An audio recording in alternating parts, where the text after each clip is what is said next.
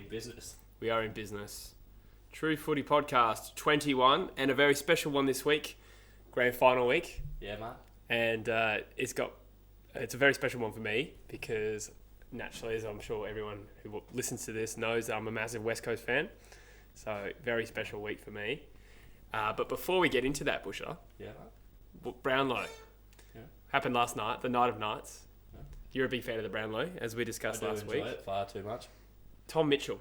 Yeah, mate. What did you think of him winning the Brownlow? Other than the fact that I nearly won $400 because of Steel side bottom winning, it's like I saw it coming realistically, but to be fair, I did load up pretty hard on the field the day of the Brownlow because it's like he was a pretty short favourite, so it was like you felt the field was enough of the shot to have a bit of a punt. Like you betted on a few players, didn't you? Yeah, I did a bit of a spread. To be fair, my Maxi Gorn bet was from like round 12. That was the one we've discussed on the podcast before. Yeah. I dropped a cheeky on Dusty because that AFL one had him on top. Mm. I dropped one on side bottom because he was paying $81, and look, he nearly won the thing. That was not a bad call. I even went Higgins as well, who went all right. Yeah, nice. So many innuendos dropped in that little rant there, but I'm going to let them go. But Tom Mitchell, we've kind of had this conversation a little bit off the podcast. Yeah. How do you think Tom Mitchell stacks up against other Brownlow medalists? Because he is, as you said last night, he is receiving a little bit of criticism. I think somebody compared him to Pritis and Shane Wowo as two of the shitter Brownlow medalists, which I think is pretty savage. But it's the internet. What do you expect? Yeah. Yeah. How do you? What's your opinion? How do you think Tom Mitchell stacks up against? Is he the best midfielder in the competition? He's not the best midfielder in the competition. He was probably the best performing midfielder this season, though. I will give him that. But in terms of his A game, is not the same as Dusty Martin's A game or Nat Fyfe's A game. Also, Nat Fyfe would have won that in a landslide if he didn't get injured and hit someone. Yeah, he would have killed it. He would have killed it. And I feel like someone like Gorn was probably also a chance of winning the whole thing if there wasn't a reluctance to actually vote for Ruckman. There was a lot of vote stealing because Angus Brayshaw came third. That's why a lot of people thought those votes were probably going to Gorn, but Angus Brayshaw emerged as the vote stealer who wasn't even invited to the actual night. So. Yeah, I don't think it's ever happened before. They said that where a person has won the Brownlow and not been invited, but he actually came pretty close in the end. Yeah, he charged pretty hard at the end there too. Do you think the top three, again, this is not really me saying it, but there's been a lot of talk about it. Mitchell, Steel side bottom, Angus Brayshaw, all had fantastic years, but do you think that's a pretty weak top three comparatively when you look at previous seasons where Fyfe, Danger and Dusty have been the top men? It's an unexpected trio to say the least. Everyone was talking up Dusty, Maxi Gorn, even Brodie Grundy was supposed to be the main vote getter from Collingwood, even though it was clearly slide bottom, as we saw. Yeah. What about Paddy Cripps? What did he become fourth, I think, in the end? Yeah. At least equal fourth. Yeah, equal fourth. Bold Laird, possibly? Yeah, he would have been a surprise as well, actually. Yeah. I think he missed a bit of footy, didn't he? Laird? Yeah. I think he missed a few games. He ended up with 20 votes, I think. Though. Yeah, not a bad effort. But I can't help but think, with Paddy Cripps, 20 votes in, a 2-3 win season in Carlton? How would it be if... Sorry to cut you off there, but I've just thought of the good comparison for that. But he's Nat Fyfe, but on an even shitter team than Fremantle, basically. In terms of what his vote-getting potential is, that sort of thing. He'd be as good for as many votes as Fyfe was before he went down if he wasn't on a completely putrid team like Carlton. That's what I was about to ask. I think, if you look at Mitchell, came in a 15-win season at Hawthorn. Comparatively, Cripps played in a team that won 2 or 3 games. Yeah. Can you imagine if they reversed those results? Obviously, if Cripps wasn't a 15-win team, then he'd have more competition for those votes. That's true. But I can't help but feel... Tommy Mitchell, that's probably one of the other factors that played in the Tommy Mitchell getting it. There's not too much competition for votes at Hawks. Yeah, that's true. I think Jack O'Meara... Dunstan was like a top 5 vote getter for him, in terms of as a team, I think. O'Meara was the second with 13 votes. And the other guy had double digits as well, wasn't he? Yeah, I mean, at most clubs, O'Meara wouldn't be the second best mid. Yeah. So you're right. I think Mitchell gets a little bit of benefit. That helps him. Yeah, that sounds like I'm ragging on him. He has had a pretty good year. Oh, it's underestimating it. He's had a fantastic year, and I think it's a reflection of how hard the guy works, because you'd have to say he's probably the hardest working midfielder in the league, just about, in terms of his... He's had to fight for everything. Like Swans, he could not crack that team. He was getting 60 possession games underneath him. Could not crack that team. He's had to fight and claw for every chance he's had, that bloke. He's one of the best clearance midfielders in the game. He also works very hard to collect possessions on the like in the chain. And to me, I've criticised him in the past for he gets a lot of ball in the defensive half. I feel like a lot of his touches are a bit fluffy. A bit of stat padding going. That being said, he hasn't fixed that. Like last year, 100%. This year, he's added some goal kick a bit more. His tackling's been there this year. He's added enough strings to the bow to complement his ball-winning dominance, I guess, to validate him as a player. I still see it a fair bit with the collection in the back half. A lot of ball defensive in the defensive half. But that being said, he still wins enough contested ball to kind of overcome that.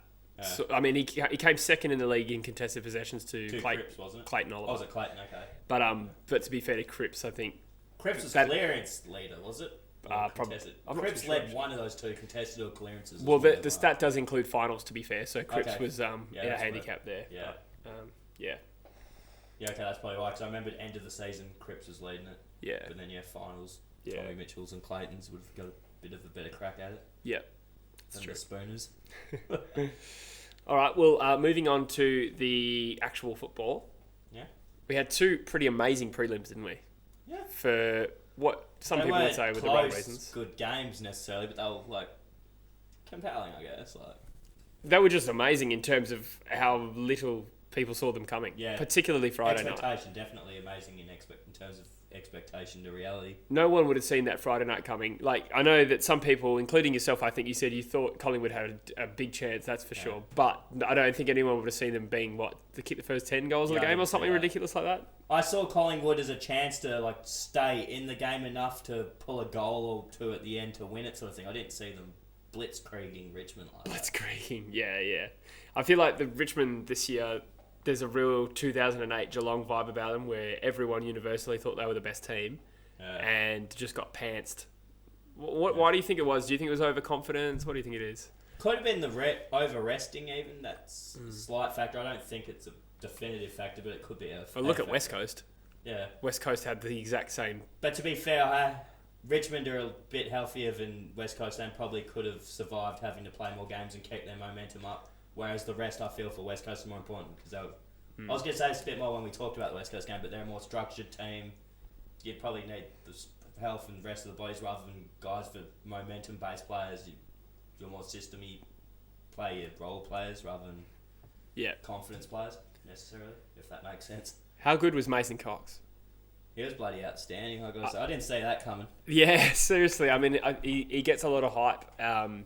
But he really, truly delivered in a massive game with a bag of goals and second most contested grabs ever. Yeah. He just slaughtered the Tigers, and I noticed Rance was just constantly 5 meters behind his man all night. That's the thing. A lot of people were saying that going into the game that Rance struggles against those bigger body, just sitting on their head style key forwards. Yeah.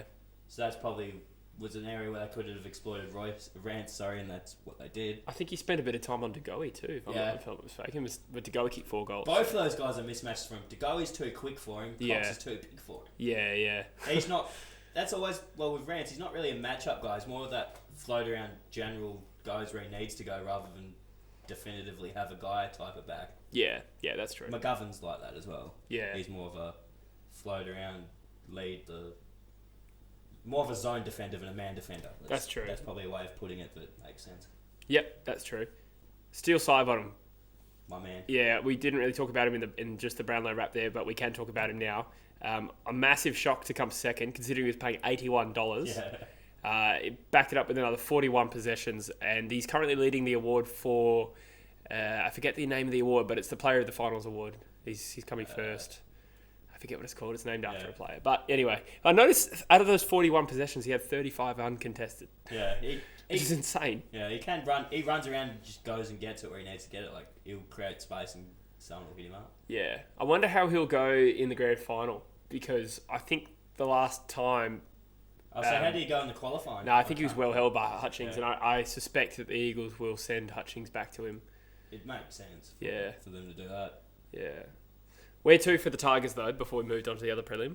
Do you think they'll be back next year, or do you think... Tommy Lynch coming in, they'll be right. Yeah. They'll probably pull another rabbit out of the bag. Yeah. I was Jack Higgins worthy on that mispronunciation there. He's won last night.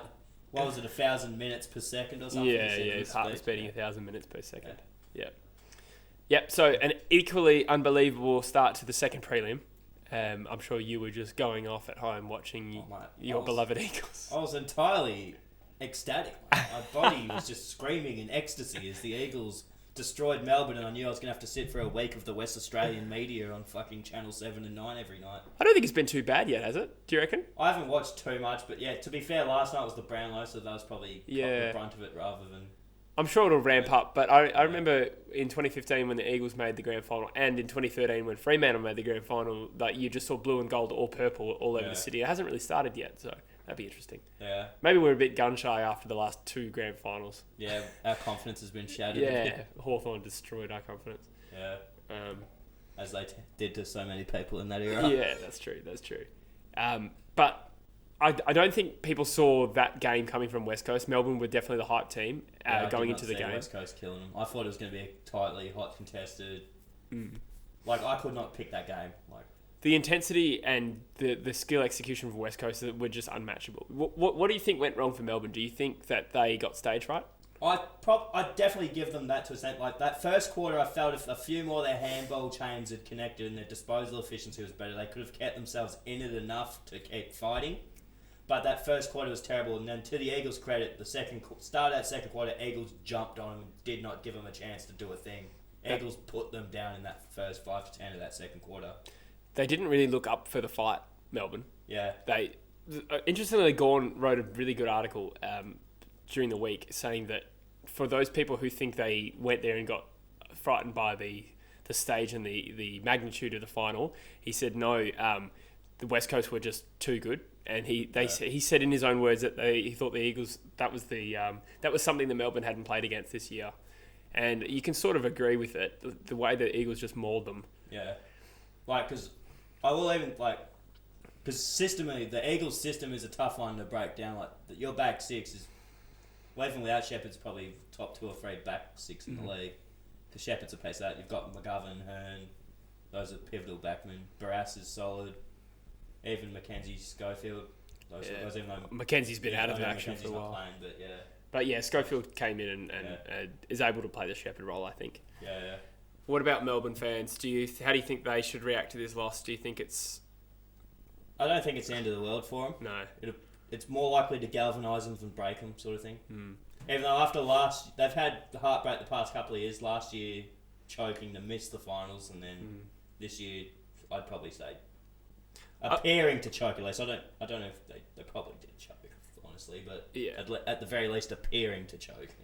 I wonder if the whole narrative of the Bulldogs, the whole fairy tale narrative, and Richmond the following year kind of got all the Demons fans' hopes up that they could really do it and win the whole thing. They were the heir apparent to that theory, for sure. I feel like if this had happened a couple of years previous, they would have just been stoked to make a prelim, but now that you've seen that teams can win it from outside the 4 and just be the best team in September will win the flag. That's how it's been the last 2 years, and that's the way Melbourne were tracking. Yeah, they were definitely that heir apparent to Bulldogs, Richmond. But still, you could say that about Collingwood as well, even though they were top 4. Richmond was top 4 when they won last year. Yeah, it is true. Yeah. Definitely. Melbourne kind of spent more time like in the doldrums of the league, though. They were the absolute basket case. So. Still, Richmond were a joke for ages. They were every year they'd finish 9th, and everyone Richmond, there's. But that's what I'm saying though, because Richmond did it last year, that they believed that it was much more possible, and therefore their hopes were more crushed because they didn't do it. Yeah, is kind of what I was going with that. Yeah, definitely. But you could say Collingwood was that. To be fair, like they're probably closer to Richmond last year than Melbourne were closer to that, because Richmond last year was a team with their coach, everyone was calling for his head. Everyone's calling for Buckley's head. They weren't doing much, and now they're just vaulted out of nowhere. It's kind of the story for both of these teams, more so with Collingwood, no doubt, because Buckley was under much more pressure. But both of these coaches, Buckley and Simpson, were under pressure last year, and you definitely have to say one of those two will be Coach of the Year. Yeah, I think it could come down to who wins the flag. I think Buckley's come from further back. I'd probably give Buckley the edge, because I didn't see Simpson as in that much danger. Just like the Eagles not as much as Buckley. Yeah, the Eagles did have a down year, but they only made the Grandy 3 years ago. Yeah, they You just weren't in shit by any stretch. You just even though you did look like you were going to be in shit, but you've defied everyone evidently. Like That's true. You haven't had a bad year. This year was supposed to be the bad year, and you've stuck it up everyone and bloody made the grand final. Sometimes with coaches though, if you're a successful team that's made a grand final recently, the pressure's a lot more. You know what I mean? And there's that pressure, I guess. And Simpson, West Coast was very lucky to make the finals last year. Well, maybe not lucky. That's probably not the right word to use, but it was a very close run thing. But overcoming the loss of 2 veterans or 3 veterans if you include Petrie. But with Priddis and Mitchell gone from that midfield that was already deemed weak, West Coast were considered. Yes, with a trendy spoon pick. You were a trendy spoon pick. Maybe not spoon. I think that was a couple of spoon picks. I think that was just Robert Walls, to be honest. And he's tipped Collingwood at the very least to win. trendy to miss the finals. Robert Walls has tipped Collingwood to win quite easily on Saturday, so that's a good sign. He's generally wrong, so it was talked about as being quite a wet grand final. But I think it's settling down now. Looks like it's going to be a wet grand final parade, which sucks because I'll be in attendance. But I think it's going to be cold. About 14 degrees, which is cold for people in Perth. High winds, up to like 26 kilometres an hour, they reckon. Kilometres or knots? Good question. Because winds generally in knots. It is too, isn't it? Yeah, mate. Let me Google that.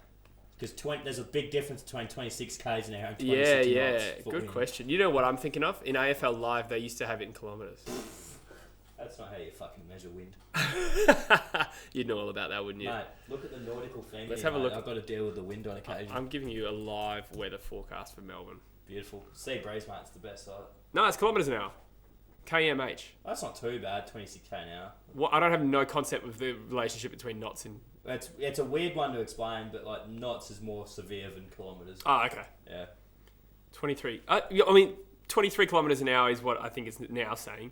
Yeah. That's still enough to move the ball around, especially at the MCG.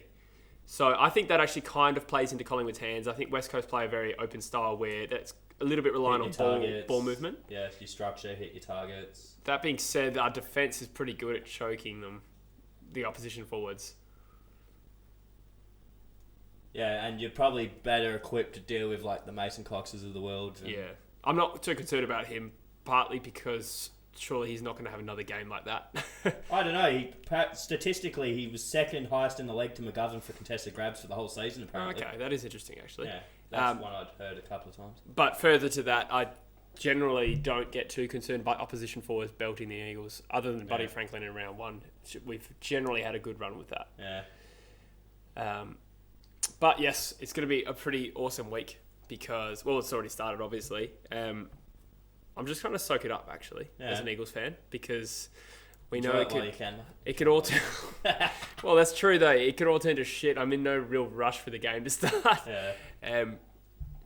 How do you think this game's going to go? The Grandy? Yeah. It's one of those ones... Like, I'm perpetually indecisive here, but this is one I really can't pick. Like, my head probably says Eagles, but my gut and like all my instincts and stuff are sort of saying Collingwood. But your gut's saying go to the doctor. It has been for months. Mate, it's actually been good lately. I actually consumed a fair bit of alcohol over the weekend without any issue, which is a pleasant change of pace.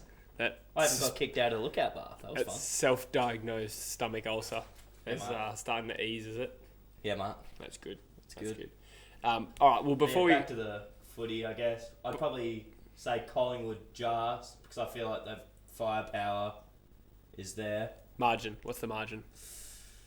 It'd be sub-3 goalie. Sub-3 goalie. That's not... Nah, I need points, mate. I need the exact... 16. 16. Yes, yeah, okay. First goal kicker?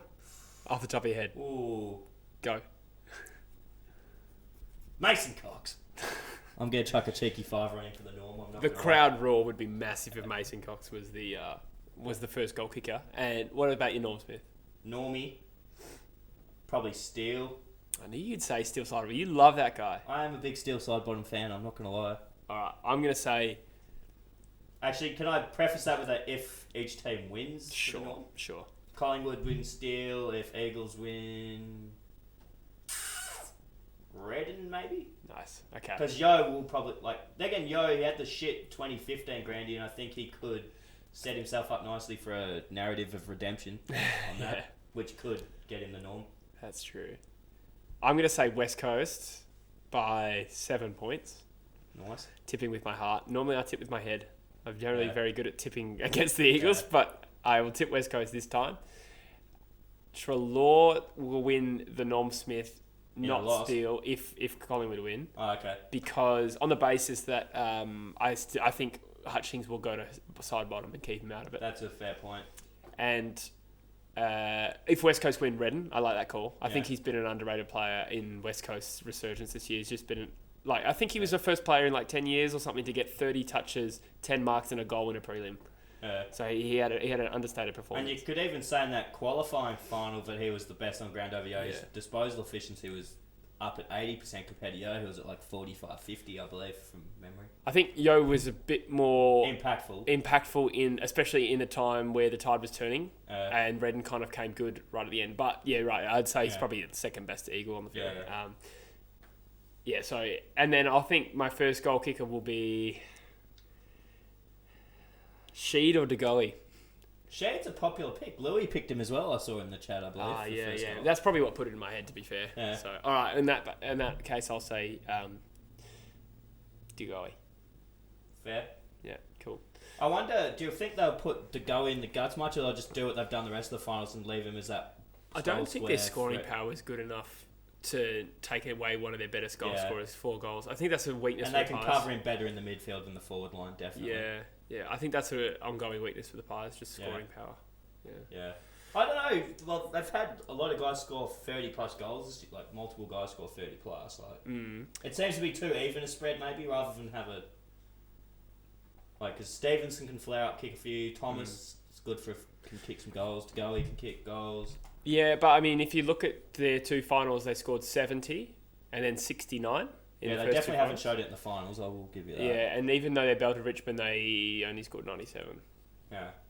I don't know. Maybe I'm looking at it too harshly. But they've the potential for them to score.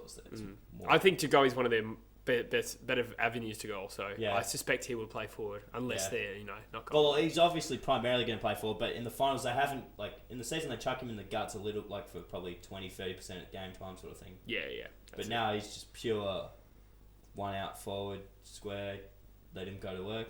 Yep. Which is probably what they do need, realistically, but he's so good in the guts as well. True. It's tough. Yeah. It's going to be an awesome grand final. And we'll probably be back next weekend. I think we'll do a podcast. Yeah. I think Joyce will be back and we'll do a trade podcast. Nice. And wrap up a bit of the grand final. Hopefully I'll need a full week to recover from my joyful hangover. Oh, mate. Yeah. The nerves are going to kick in very soon, I'm sure. When do you fly over? Thursday morning. Nice. Yeah. All right, guys. Before we leave you, I just want to leave you with one very important note. Fun fact, every team that has ever drafted a Rioli has won a flag in the first 3 years. I'll leave that with you.